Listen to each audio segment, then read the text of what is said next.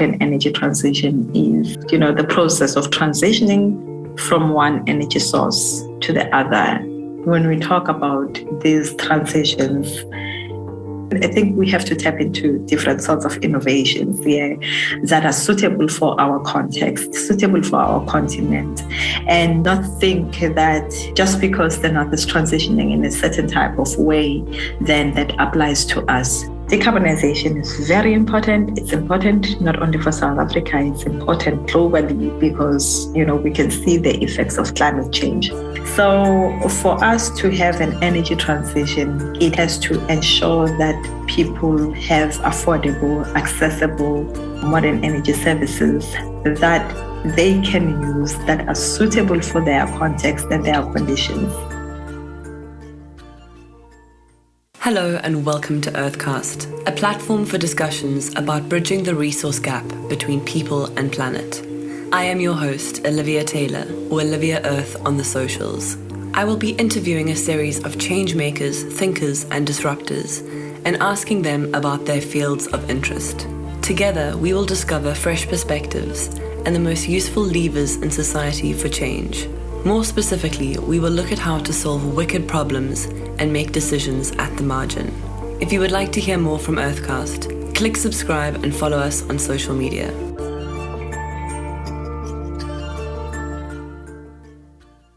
Earthcast Season 1 explores the just energy transition and unpacks varied topics such as policy, finance, deepening inclusivity, innovative technology, and how to accelerate the transition given climate limitations. I'm excited to be welcoming you back to Earthcast for episode 22, where I feel very privileged to be speaking to Dr. Nthabiseng Mohlakoana, who is a senior researcher at the Center for Sustainability Transitions, or CST, at the University of Stellenbosch. She has published some articles and book chapters on energy access and use, productive uses of energy in the informal food sector, and addressing gender issues in energy governance and access. Nthabi has 20 years of experience in research focusing on energy policy implementation, energy access and use, as well as gender mainstreaming in the energy sector. At CST, she is part of the energy team working on the South African energy transition, with a focus on the socio-economic issues, such as energy access, energy poverty, jobs, skills development, gender, as well as impact on communities and their livelihoods. Most of her research in recent years emphasizes the importance of gender equality in planning and implementation of energy and other basic service interventions dictated by policies, in line with the SDGs and other important intervention strategies. Nthabi's work aims at finding solutions that address and lead to the eradication of energy poverty and addressing inequalities in the global south. So a huge thank you for joining us today, Nthabi. We actually met while I was studying renewable energy policy at the CST's Sustainability Institute in Stellenbosch, and I was quite taken by the level of consideration and gentleness in Nthabi's delivery and question and answering.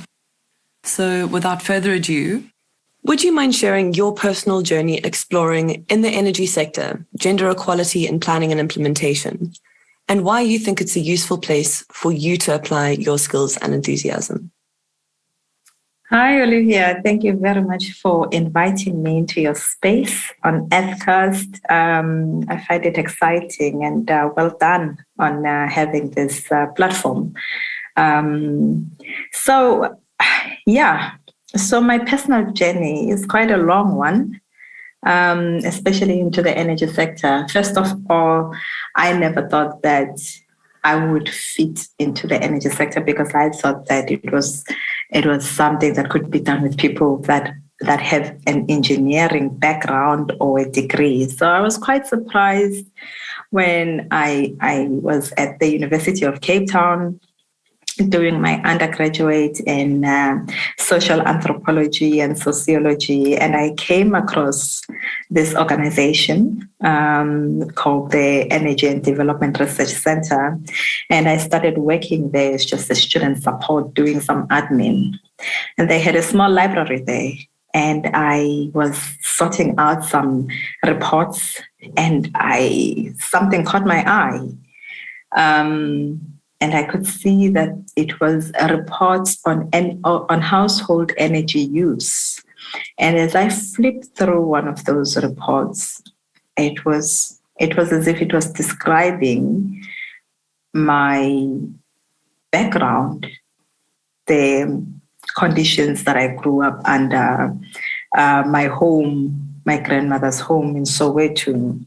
It was talking about multiple fuel use in low-income households, talking about how people are using coal while they also rely on paraffin, and while they also have access to electricity, and they would also use candles. And it was just describing the conditions that I grew up under, the conditions that I knew I was very familiar with, the conditions that I went back to when I visited my grandmother.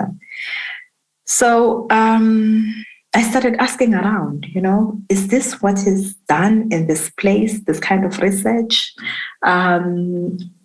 You're talking about issues that I'm familiar with, issues that I can understand, issues that I'm interested in, issues that I would become a researcher for. And that was the drive for me, because from that moment on, I don't remember wanting to be anything else but an energy and development researcher. This is what I wanted to do. This is what I wanted to find out.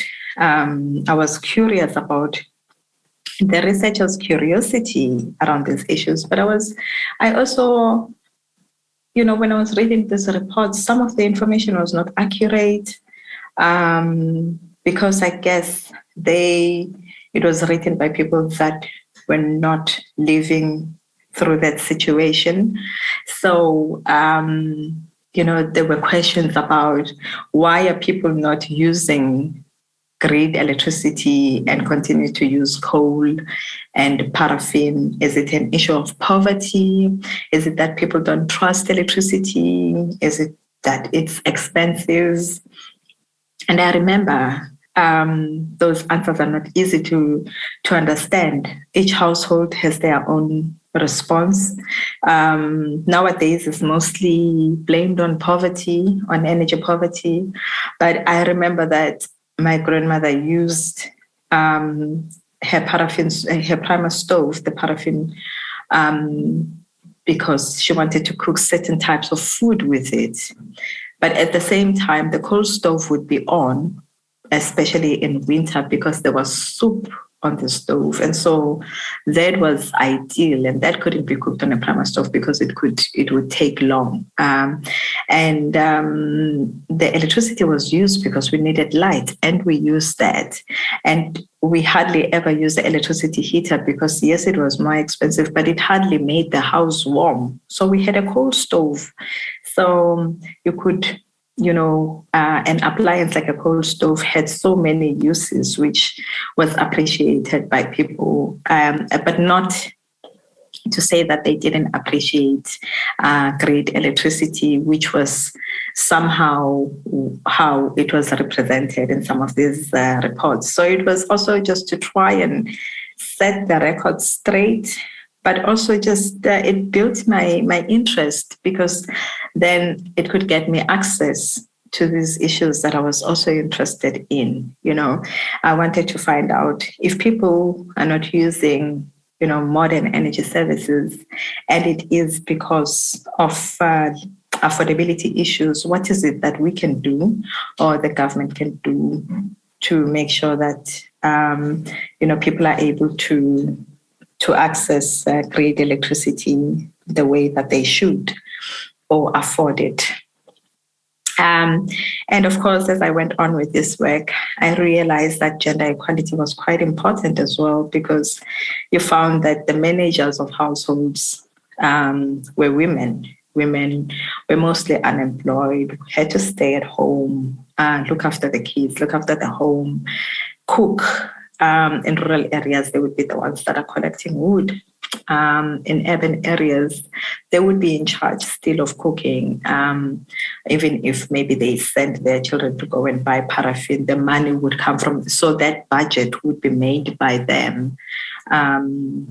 Even if maybe the money came from their husbands or males in the home, they would be the women would be the ones making decisions, particularly for cooking fuels or cooking energy.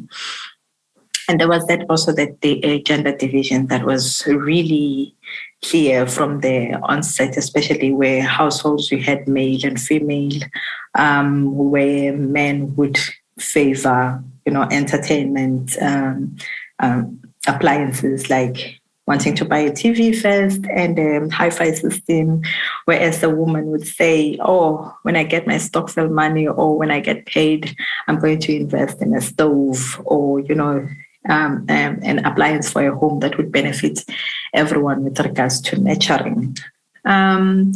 So that built my interest as well in this, gender issues around energy services.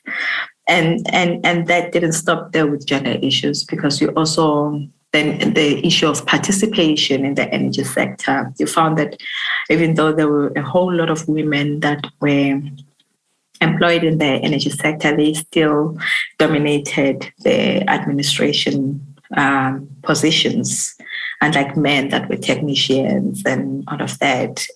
So how do you ensure that women also take decision-making spaces within the energy sector, and that they contribute particularly to policies, especially if it is women that are using, household energy in this kind of ways? So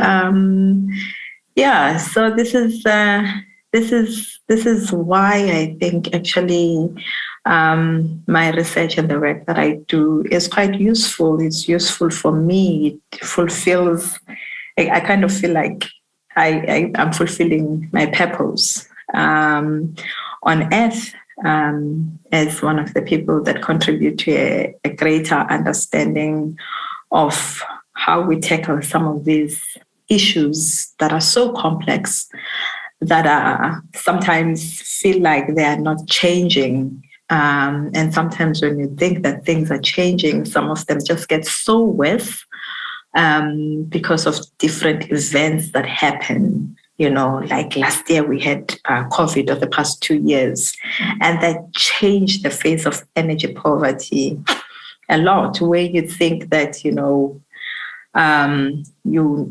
have a hold on what is happening. You're understanding the dynamics around energy poverty, and something like COVID-19 comes and people lose jobs, people lose their homes, people lose their livelihoods, and they have to go back quickly to depending on traditional energy sources, and which, makes them vulnerable, exposes them to ill health, and exposes them to the cold, extreme heat, and they are not able to do anything about that because they cannot afford the energy or energy services that can help them with that.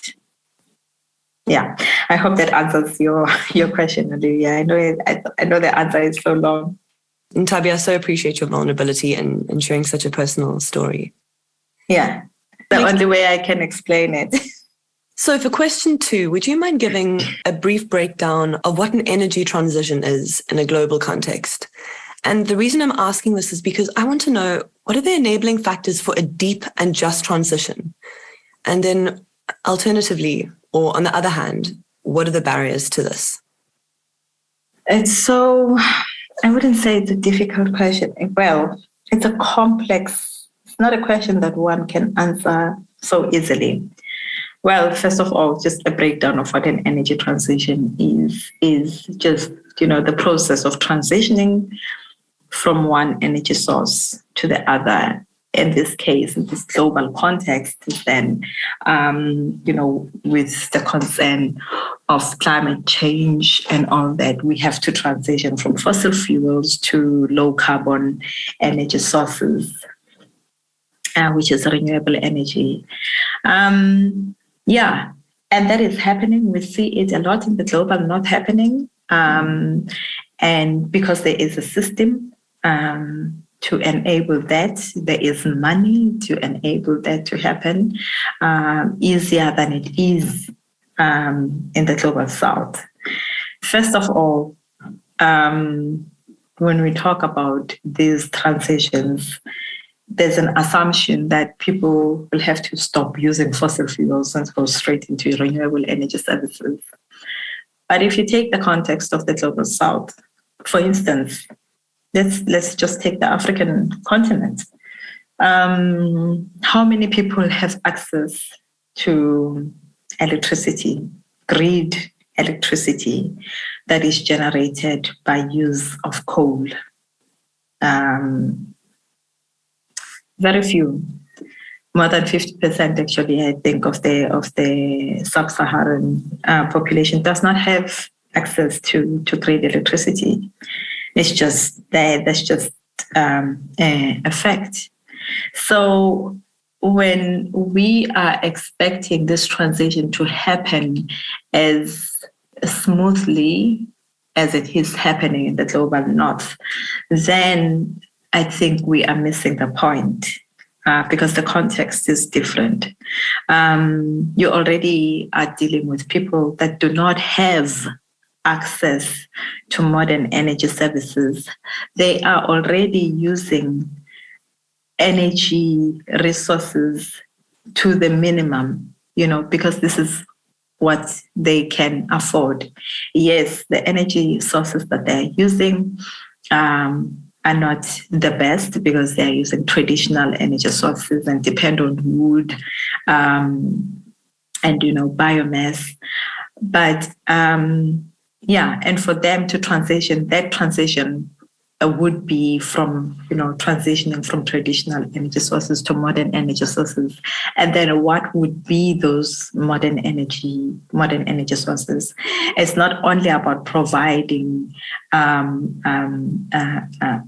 PV systems or wind generated electricity, but also about the appliances that people are using, because we know that with providing PV or solar systems, if we want them to be at a capacity where people are able to cook with those systems, then a whole lot of money needs to be put down. And we're talking about people that do not have that money to invest in those kinds of systems. So yes, you would be providing some energy, clean energy to them, in terms of lighting, maybe in terms of other appliances, smaller appliances like TVs and radios, and maybe even a small refrigerator. But the issue that remains difficult to resolve is the issue of cooking. What do you do with that? Because people still continue to use wood, to use charcoal to cook because they cannot afford, things like LPG or even afford to get grid electricity. So that's where we have to turn to what are the best appliances. Maybe a clean cook stove would be one of those. I think we have to tap into different sorts of innovations here that are suitable for our context, suitable for our continent, and not think that just because the North is transitioning in a certain type of way, then that applies to us. Maybe in the context of South Africa, because most of our electricity is generated from fossil fuels. We have the state utility, Eskom, that is generating that. And maybe that puts South Africa in a kind of a similar position as the other northern countries. But we know that when you go down to the ground, the situation is different. We have at least about 50% of people living in energy poverty in South Africa. We have high rates of unemployment. We have inequality. We have all these issues that we are faced with, which in the northern countries are different, or they are not at the extremes that we are experiencing or what we have in our country. So for us to have an energy transition, it has to be a just one. We just cannot have it any other way. It has to be a just one in that it has to ensure that people have affordable, accessible energy or modern energy services that they can use that are suitable for their context and their conditions. It has to make sure that people are able to, have jobs, to be able to keep those jobs. Those jobs have to be sustainable. It has to be able to ensure a clean environment for people, a rehabilitated environment for people. It has to contribute to our education to ensure that the youth is employable. It has to create job opportunities, whether it's through the existing small enterprises that we find in the townships and in communities, or ensure that, whatever industries that we go into as part of the renewable energy-led industrialization is able to provide jobs and livelihoods for people that are affected the most by the unjust energy distribution and the way that it has been going over the past years. Yeah, and I think the barriers to ensuring a deep and just transition, there's quite a lot. There's the financing part. There's also, I think, the motivation for that different actors have in this space. Who wants to have an energy transition? What is it that they want it for?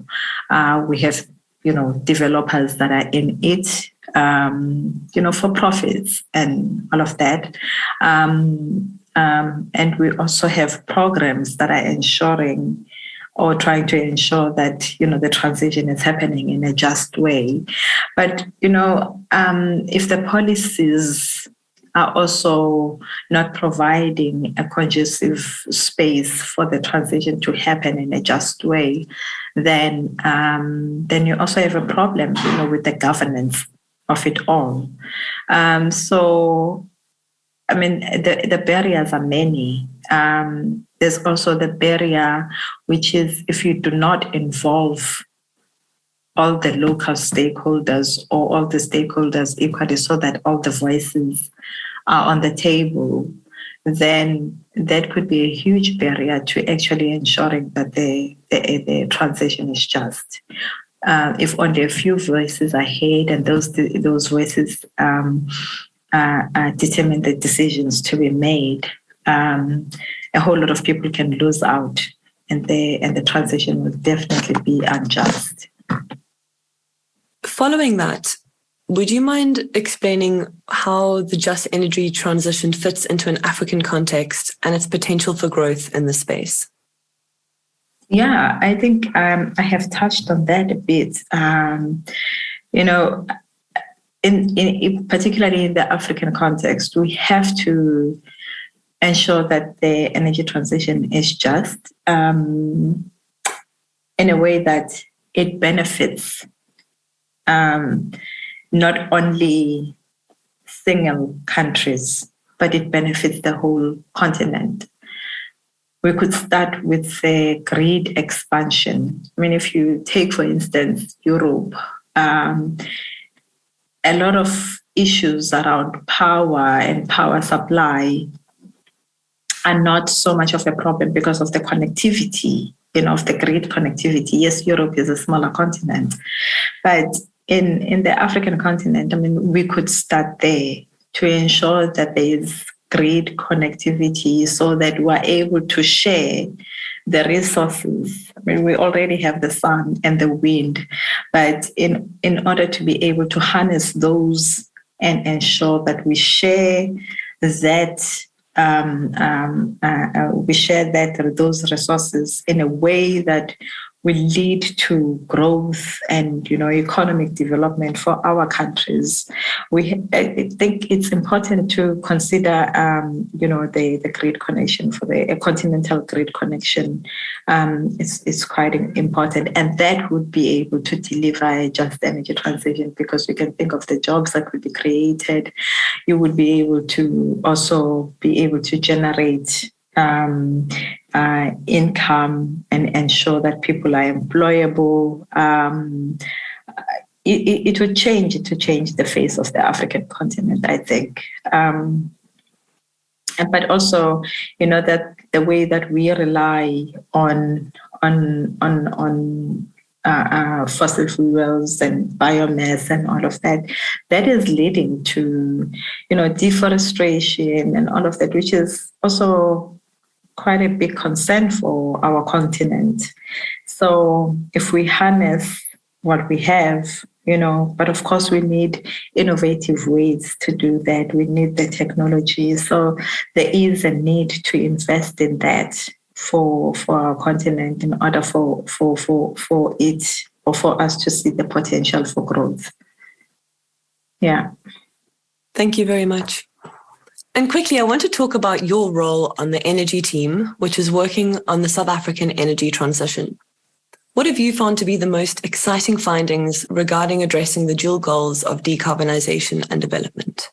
I don't know about exciting, but I have found that the important thing about, addressing these dual goals of decarbonization and development is not to forget what we mean by development. And not to forget the people that we are doing this for. Yeah. Yes, decarbonization is very important. It's important not only for South Africa, it's important globally, because, we can see the effects of climate change. We have seen the damage not only in South Africa, but, throughout the world. There is something happening that is a natural disaster that can only be explained by the impacts of climate change. And that's quite important.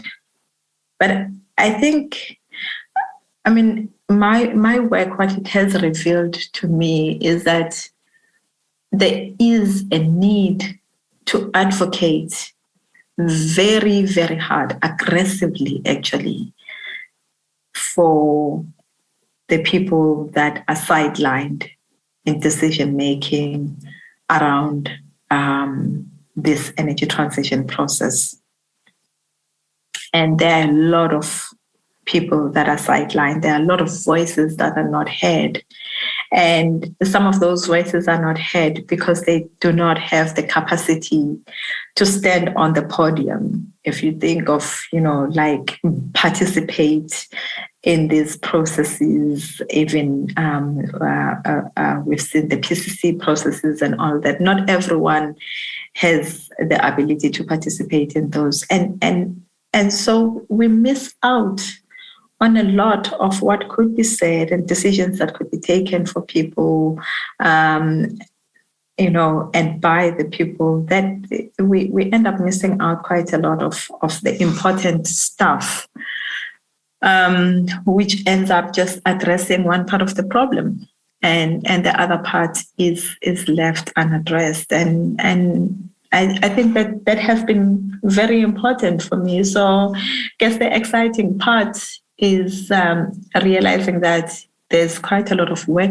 that needs to be done there, and trying to map, I think, my role in this whole issue, to see what is it that my research can offer with regards to, the actor participation, who are the important actors and what their decision-making leads to, and how important that is, and how it influences the process going forward.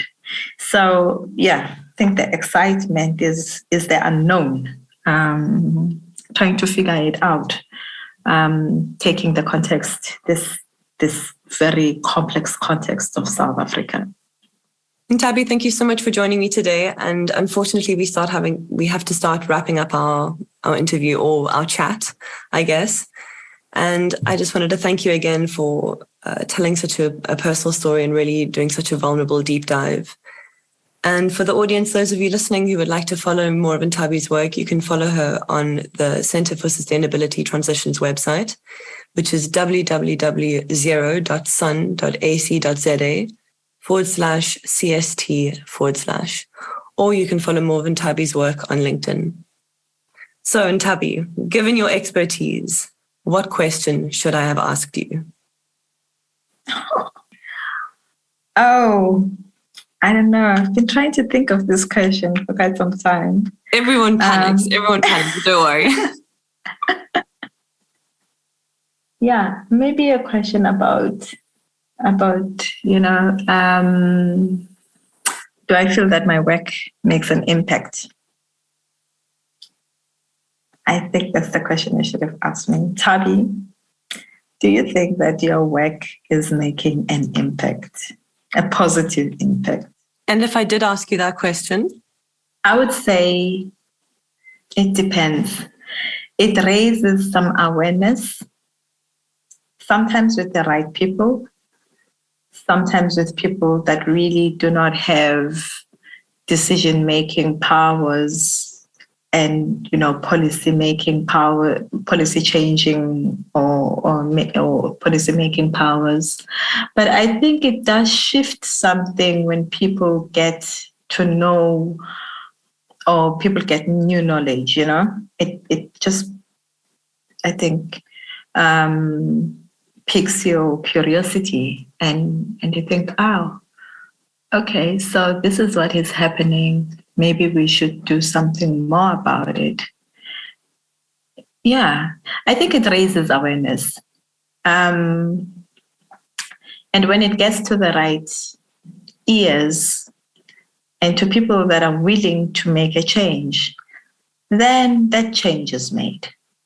The one that I'm still proud of was quite early on in my career when Eskom approached us and they were asking about how is it that they can ensure that low-income households use the electricity that they are provided, that they are provided with, because Eskom had just electrified so many households in the 90s, but we're just so confused by why people were not using it, particularly in the rural households and low-income households. They thought maybe people were stealing it and not paying, or maybe there was something wrong with the metering. And of course, we were called in as social scientists in this energy area and to go in and look, because the numbers were not telling Eskom anything. They were just telling them that, the people are not using as much electricity as we thought that they would.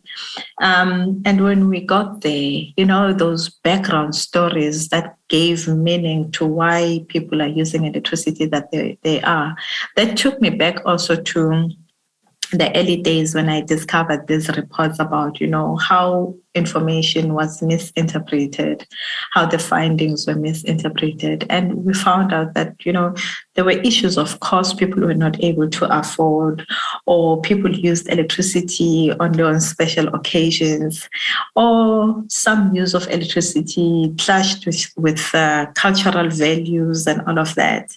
So, but at the end of that project, what we recommended was that if you want people to be at least have access and use electricity, provide them with an electricity subsidy. And that was the birth of what we have now as the free basic electricity subsidy. Started out as a pilot and then it was taken up by government because they could see that it relieved some energy poverty in most of the low-income households. Thank you for joining us today. If you enjoyed what you heard, please subscribe and leave a review. Let's chat next episode, where I will be asking more creatives and intellectual disruptors about making decisions at the margin. See you next time.